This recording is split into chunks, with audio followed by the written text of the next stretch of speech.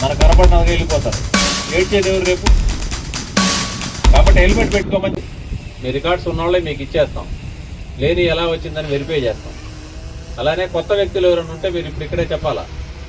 మీ పక్కన ఉన్న వాళ్ళందరినీ చూసుకోండి. ఎవరైనా సరే ఈ మధ్య కాలంలో 4 నెలలు 5 ఏళ్ళ నుంచి వచ్చారు, వీళ్ళు ఇంతకుముందు ఇప్పుడు ఈ కాలనీలో చూడలేస్తారు అనేవాళ్ళు ఎవరైనా ఉన్నారా? అందరితో బాగా ఉన్నట్టుగానే ఉంటారు. కొద్ది రోజులు 3 నెలలు 4 నెలలు 5 నెలలు బాడుకులు తీసుకొని ఉంటారు. ఎక్కడో చోట చట్ట వ్యతిరేకమైన పనులు చేస్తారు, మళ్ళీ వెళ్ళిపోతారు. అట్లాంటి మన పక్కనే ఉండి జరిగింది అనుకోండి, వాళ్ళతో స్నేహంగా ఉంటే మీ మీద కూడా అనుమానపడాల్సిన పరిస్థితి వస్తుంది. గమనించుకోకపోతే ఆ నష్టం మన ఇంట్లో కూడా జరిగింది.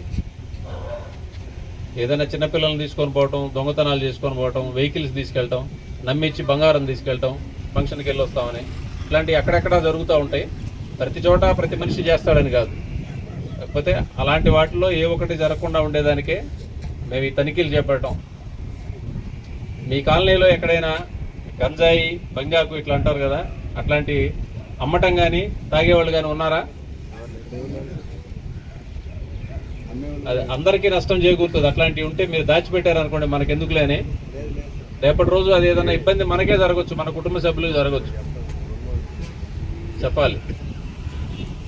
ఇంకేమైనా అసాంఘిక కార్యకలాపాలు జరిగితే, ప్యాకాట్లు కానీ, వ్యభిచారం కానీ, జూదం కానీ, బెట్టింగ్లు రకరకాలుగా ఇట్లాంటివి ఏదన్నా మా కాలనీలో జరుగుతున్నాయి సార్ అని ఉంటే కూడా మాకు సమాచారం చెప్తే దాని మీద మేము చర్య తీసుకుంటాం.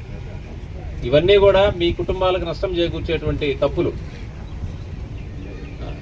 నేను కాదులే, మన ఇంట్లో కాదు, నన్ను అడగలేదు కాదు.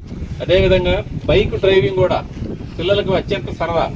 8వ తరగతి 9వ తరగతి చదివే పిల్లల దగ్గర నుంచి ప్రతి ఒక్కడికి ఎప్పుడెప్పుడు బైక్ నడుపుదామని ఉంటుంది. ఇంట్లో తండ్రి లేకుండా బయటికి ఏదో వెళ్తే తాళం తీసుకొని పోవటం, లేదా వాళ్ళ అమ్మను బతిమలాడో బెదిరించో బండి తీసుకొని పోవటం.